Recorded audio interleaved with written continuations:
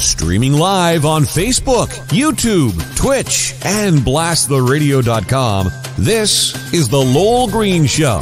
The number to call and be heard around the world is 613-413-2217. Or email Lowell at blasttheradio.com. And now, here is Lowell Green. Thank you, John. Well, what do we got? Another 3 days? And we'll have a almost totally new city council here in Ottawa.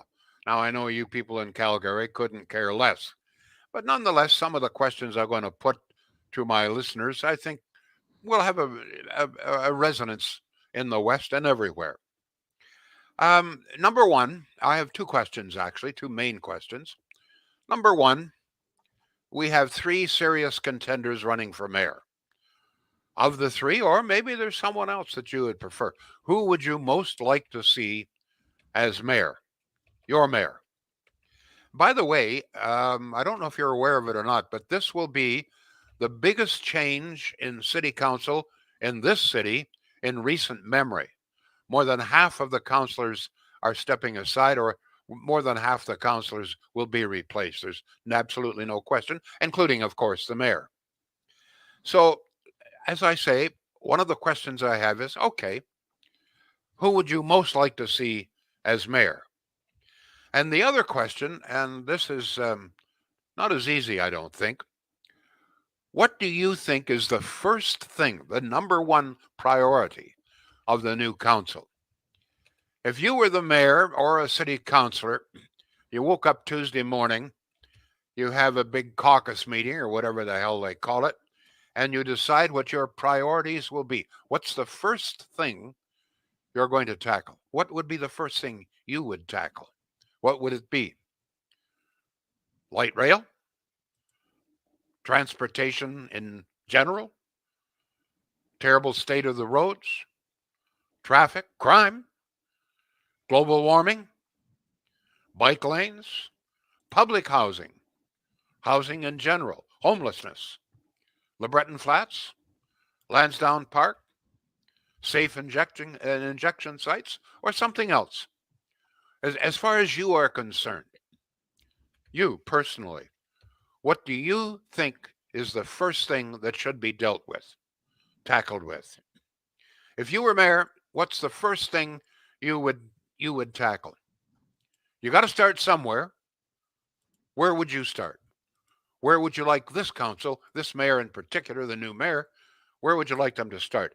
There's an interesting story out of New York City. Now, this goes back to the 1970s, before some of you were born, I know. But New York City is in a terrible situation. 1975, the city declares bankruptcy. Crime is overtaking. The place is filthy. Gangs are everywhere. You can hardly drive on the streets. You're stopped by panhandlers. It's a terrible situation.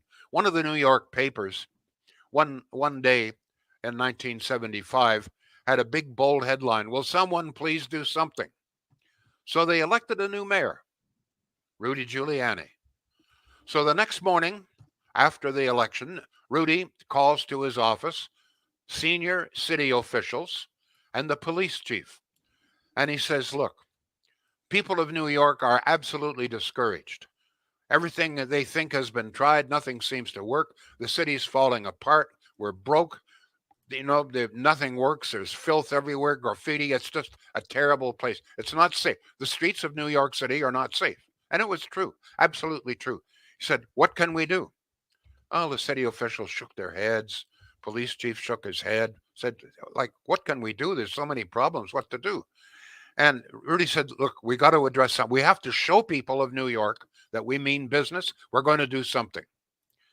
And Rudy says, look, One of the things that's driving motorists in New York City crazy are all of the panhandlers. Every time you slow down or stop, there's about a dozen panhandlers rush out. They threaten you if you don't hand them money. Says you're driving. It's slowing traffic. Says it's driving people in the city crazy, nuts. What can we do? She says it's legal. They can panhandle. There's no law against it. There's nothing we can do. Wait a minute, says Rudy. Don't we have a jaywalker law here? Anybody steps off the curb and not at an intersection, aren't they jaywalking? Well, yes, technically. Then you know what? Here's what I want you to do. The first thing I want you to do, says Judy. This is a true story. Absolutely. First thing I want you to do. I want you to send all of your police leaves canceled. I want all of the police out on the streets. Every time anybody steps off the curb where they aren't supposed to and are jaywalking, arrest them, and we'll give them maximum fine, which I think was about $100, which in those days a lot of money. And so the next morning, guess what? Streets of New York are filled with cops arresting people for jaywalking. Overnight, the panhandling stopped. First success. Second thing he did was he empowered the police to break up gangs or just groups of people. A group of more than 3 people on the street, police had the authority not to go in with batons, but to break them up and say, boys, you got to break up. You're not allowed to gather 3 in the street. That's the second thing he did. Now, the left wing went crazy with this, but you know, the left wing, they can't do that. Well, he did it. They did it. They empowered the police to do it, and it made this almost overnight made the streets much safer. Now, Rudy Giuliani became known as the broken windows guy because his theory was, and the next thing they did was they set out, including the police, by the way, they sent all of these police, canceled all leaves, sent all the police out, and they identified all the broken windows in New York City. Honest to God. And he sent out work crews, including he hired a lot of homeless people, a lot of people on welfare to repair windows. So they went out and they repaired the windows because Rudy's theory was that if there's a broken window, it signals to the street that nobody cares, and essentially you can do anything you want. Clean them up, and then the next thing they did was clean up. Well, within 1 year, crime in New York City was reduced by more than 50%. Another thing that he did was he said to the homeless people living on the streets, you cannot live on the streets. It's unsafe. It's unsanitary. You cannot live on the streets. If you don't have a place to go, we will provide it for you.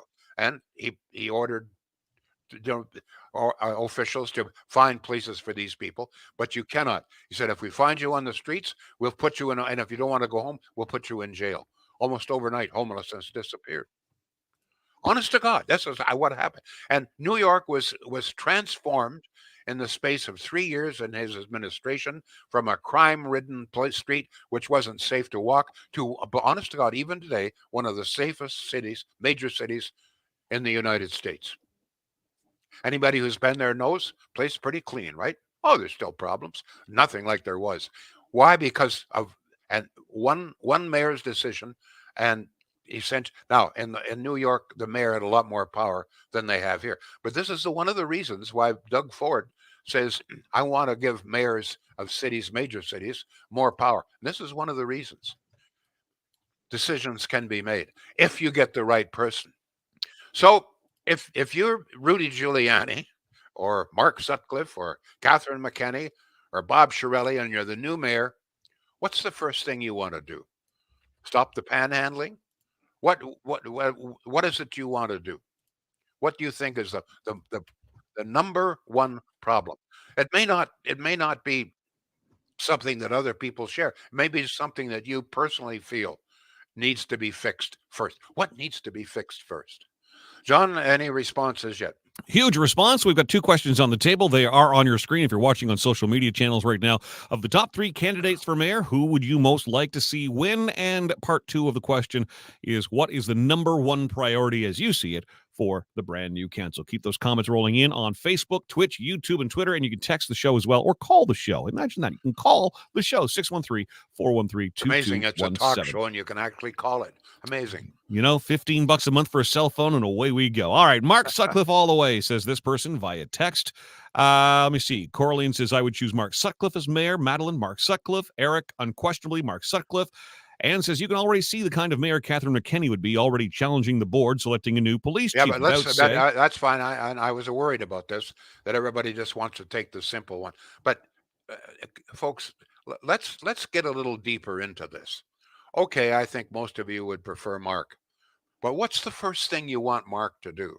Mm-hmm. That, to me, requires a little bit more thinking here. Send a message. Now, Mark, I don't know if Mark listens, but I know people in his office listen. Yep. They would like to hear from you. I often hear, and so do you, John, is say, well, nobody listens to me. Well, one of the reasons nobody listens sometimes is because nobody says anything. So give some advice. Here's a chance. Speak to the top. What's the first thing you want the new mayor to do? It seems to me that there are any number of priorities. What's the most important thing to you?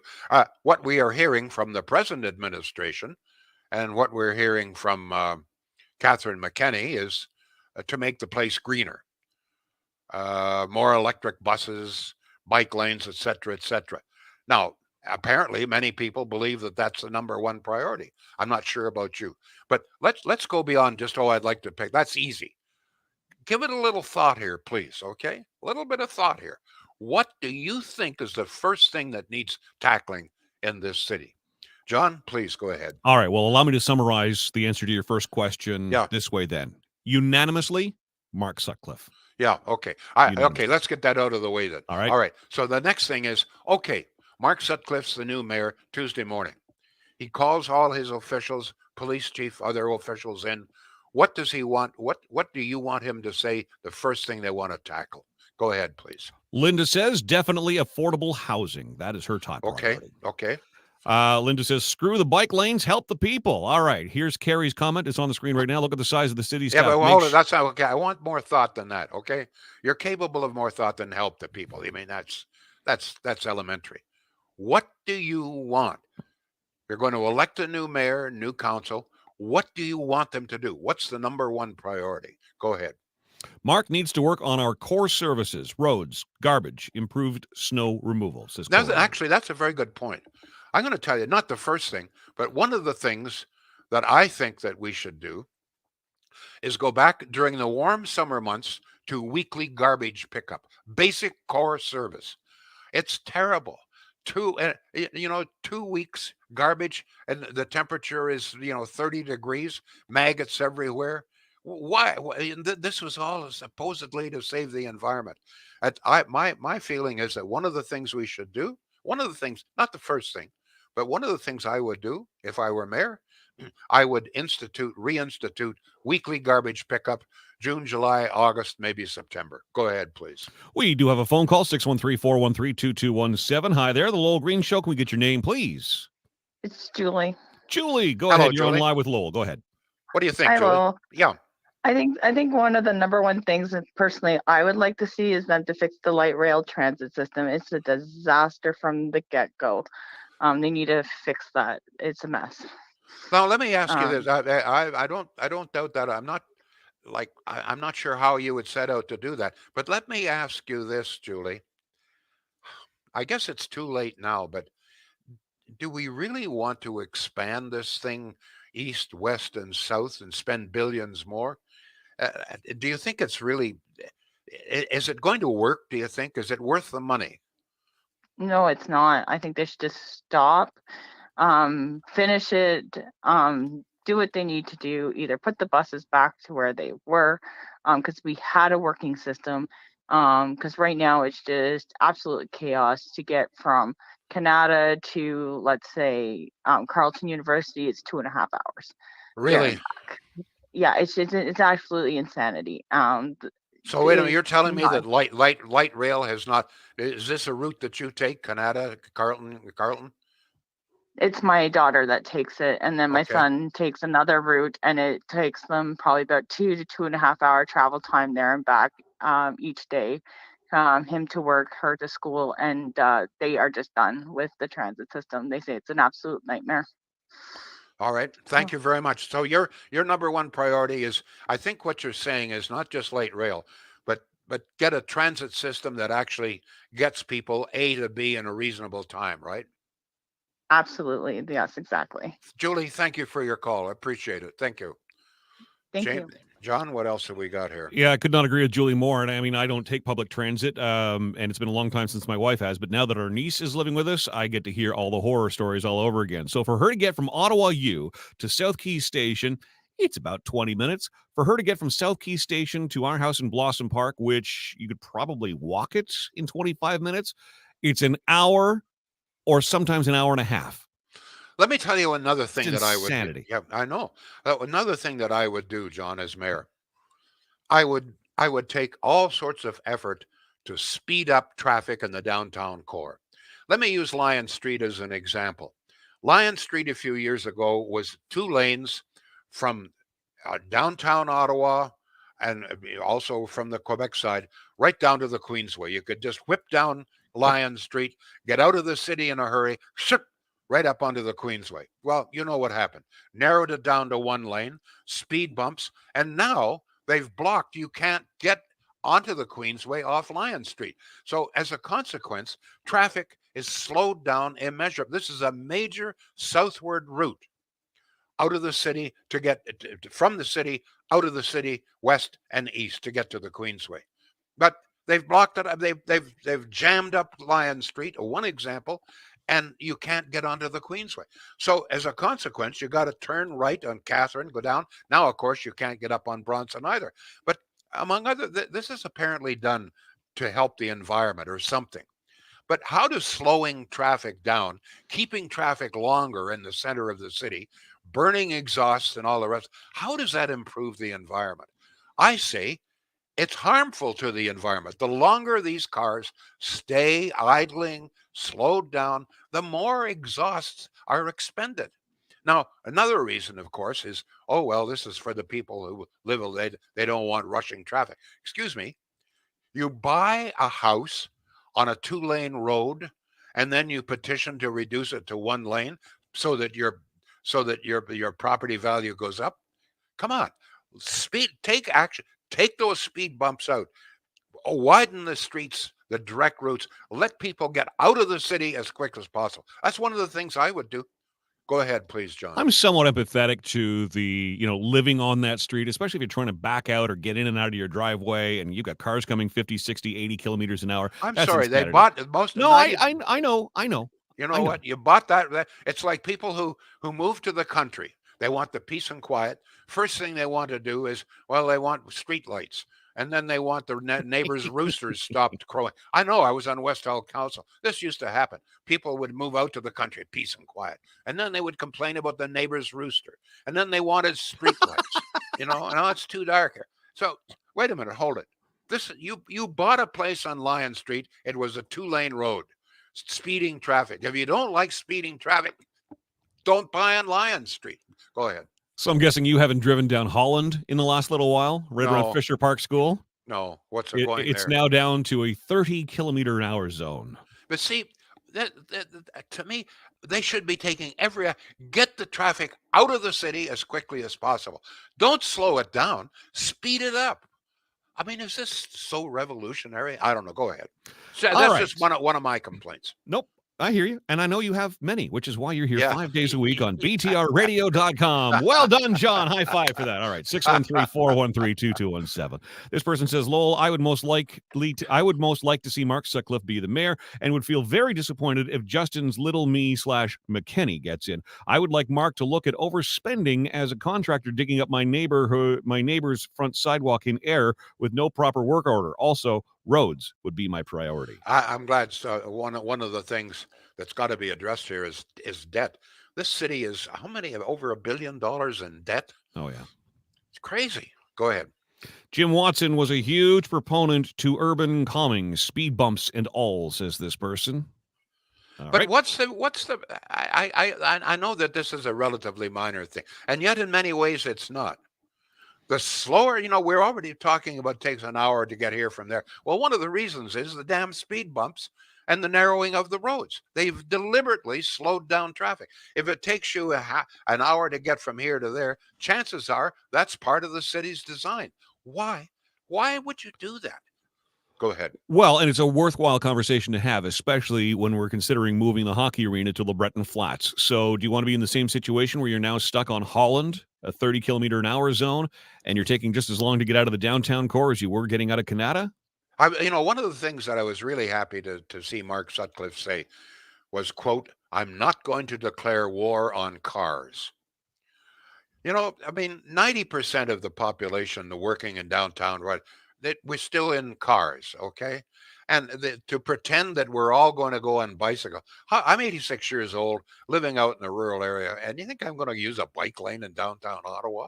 Are you going to use a bike lane in downtown Ottawa, John? I was just going to say, Lowell, you will never get me out of my damn car. It ain't happening. Forget about it. And I suspect, and I say this as someone who's driven to and from downtown for a lot of years working, people in Ottawa, they love their cars. You can give them free transit. They will still want to take their cars. You see, these lefties, they live in a dream world. This is the way they would like things to be. But that's not human nature. You cannot force people out of their cars unless you provide them with a super fast, efficient, clean, etc. transportation system. But how are you going to force people out of their cars when it takes an hour and a half to get from Canada to Carleton University? You think people are going to abandon their cars for that? Come on. Go ahead, please. This just in from Laurentian View Terry. Service is fast at Shields. No slowdowns there. Okay, very true. Thank you very much. Gives me an opportunity. Actually, there's a lot of truth there. I mean, I still keep hearing from people saying they got, they ordered some appliances from this store or that store, and they had a month delay or a month and a half to back up. Not at Shields.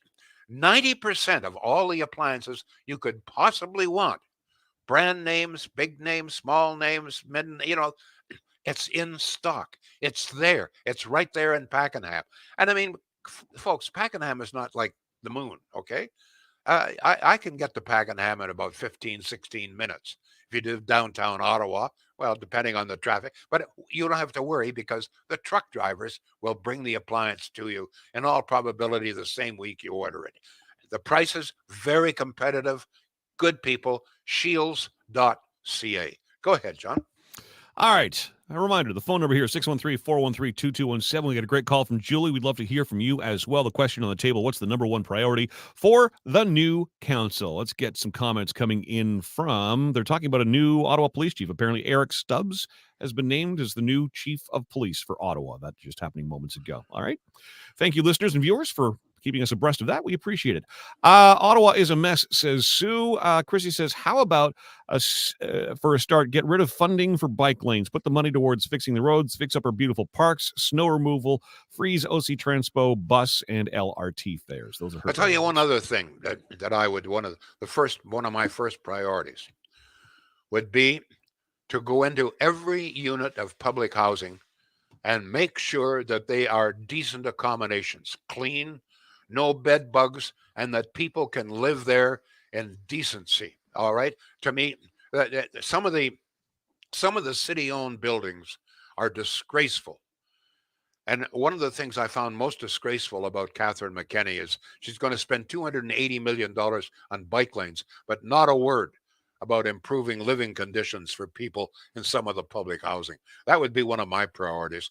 People have a right to live in decency. Go ahead, please. And there he is with his common sense. Sorely lacking in the world. All right, let's get some YouTube comments in. I haven't had a chance to get to YouTube, folks. Thank you, Tony. None of them are right-wing enough for me, he says, but if nothing else, start rolling back property taxes. They are out of control, according to Tony on YouTube. Health is the number one priority for MIMS. One priority, I don't think our health care should be secondary to anyone. All right, let's get to another YouTube comment. Where was that? Sorry. 710 windmills for Ottawa is insanity, says Sherry. So obviously green energy, not her number one priority. She's answering the question backwards, but there you go. By the way, on the issue of healthcare, healthcare is a provincial responsibility. However, there are any number of things that the city could and should be doing, including, as I say, you know what? One of the reasons I believe that our hospitals are overwhelmed is that we have people living in, particularly in public housing, in situations that are very unsanitary. I think that that's maybe a minor problem, but nonetheless a problem. There are many responsibilities the city has for that. Go ahead, please. Ray, moments ago, posting on Facebook, the homeless will destroy new housing within a year. It happened here in Cornwall. Public housing and public transit reliability are a priority for Kerry. Clean public housing a major priority for Tom. Go ahead, sir. Let me address this issue of homelessness. And there's not much question that about half of those who are living on the streets have a mental illness of some kind. In many cases, that illness could be treated, should be treated, but the left wing refuses to allow these people to be compelled to go to hospital and take their meds. This, if we had a, actually we have a law that is hardly ever applied, and that is these people who are living in terrible conditions on the street, if there is a medication that's available that would allow them to live a near normal or even a normal life, I feel that that should be administered. And it may require police to go out and say, listen, you got to take your meds. Uh, this offends a lot of people. But what would you sooner have? People living in filth on the streets or taking their meds and living a half decent life? Go ahead, please, John. Can I speak to that, Lowell, please? Yeah. I'm someone who lives with a mental condition or mental health condition. Sure. And when I lost my job, I had to make a very difficult decision. Give up my therapy, give up my medication, because the medication that I'm on costs me roughly $500 a month. It is almost impossible for those who are unemployed to afford that. So I understand when people have to give that up. And for that reason, I'm working, by the way, behind the scenes to create a foundation that will actually help people not have to make that decision. They will hopefully be provided with cash through that foundation. OHIP not cover your medications? No, sir. How come? They don't. I don't know how come. I just know that. When I do my taxes at the end of the year, I can certainly submit up to $5,000 as anybody can of medical claims. There are other things, dental care, etc., that I put in there. It does add up. But it's a shame that people do have to make that decision, and that's why they end up in the street. Yeah, it's tragic. A lot of people, at least half of the people on the street, have a serious mental problem. And people say, well, you put them in homes, they're going to break it up. We the amount of money that we have spent, so-called trying to stop homelessness, we would have enough money to build a nice apartment for every single one and staff it with a registered nurse, therapist, or whatever to live in with them if necessary. All the money that's been spent, we could be looking after these people very, very well with all of the money that's been poured into this. Go ahead. Anybody self-employed has to pay for their own medication, says Mike, and he's absolutely right. Sean says the Trillium Fund might help cover some of that, and Sean, you're absolutely right. It helps cover some of that, and it will only cover, by the way, the lowest cost medication. My doctor, for whatever reason, does not want me on a second, on a no-name medication. He wants me on the real deal, and Trillium just won't cover it. Anyway, that's a whole other conversation. Here's an email from Lisa. Lowell, glad most of that old dead wood is gone. Lousy bunch, most of them. First thing, get a hospital built. Get affordable rents to get the homeless off the streets and make the city walkable. How can anyone realistically enjoy being a vehicle for 30 or more minutes to get to a store? What a waste of fuel, wear and tear, or whatever you're driving. But then more money than brains. Lisa. Let me address this business of a hospital. One of the first things, maybe the first thing I would do as mayor, I would immediately go to the province and the federal government and raise hell over the fact that they have not as yet put a shovel in the ground for our new hospital. Amen. If we had done what we were supposed to have done and what everybody wanted, build it across the road, you realize that it would be almost half completed now. But because of the Liberals in it, but what I would do is say, listen, spilled milk, you can't cry over it. But I'm going to tell you right now, I am raising hell. You get a shovel in the ground, you start that, and you know what? I want 24-hour shifts. That hospital is a desperate need for our city, where our healthcare system is crashing. We have to have that. If we have to work 24 hours a day, night and day, have 3 shifts a day to do it. Get it done right now. And we demand of the province the money to cover it. And you're the federal government. You're responsible. This is the money. I would raise hell. I would go to the public. I would raise hell. And you know what? They'd have the shovel in the ground very, very quickly. Believe me. Go ahead. Agree with you 100%. Right across the street is the only place that makes sense. But again, it speaks to what we talked about yesterday, a complete lack of leadership at every single level of all three. And if you want to throw in the NCC, all 4 levels of our government. But here's an area where the city has a definite responsibility. Get that hospital, that new hospital built. Stop the delay. Stop all of the bitter about, well, they don't want to cut this tree and all. Build the damn thing. It's desperate. This is one of the most desperate things we need in this city. Get it built. And I'm going to tell you, if I have to go down there and chain myself to the damn place in order to get it built, that's what I'm going to do. Go ahead. How about a plan to tackle that municipal debt, says Tony. Carrie says, get the hospital built back across the Civic Hospital. Nursing, says Joshua, and med should be part of assisted housing. That already exists for those with reduced mobility or other issues. Agree. New hospital across from the old Civic, says Leanne. And let's just get to a couple of the other comments we haven't had a chance to get to. Chris says, make a decision on LRT. Do a cost analysis on what it will take to fix this. Determine whether to expand it to stage 2 within reasonable timelines or scrap this project entirely. It's carried on long enough. You got to know when to hold them and when to fold them. Maybe it's best to fold them. I don't know. Is this how you're saying you're walking away for a Friday, Lowell Green? Well, at least I'm walking. Yes, you are. Thank you all, folks. Back on Monday. The Lowell Green Show is seen and heard live around the world at 2 p.m. Eastern. Connect with us online at blasttheradio.com/Lowell Green. Can't join us live? Download the Lowell Green podcast. Available on Apple, Spotify, Google, and more. Ask your smart speaker to play the Lowell Green podcast. This is a production of blasttheradio.com.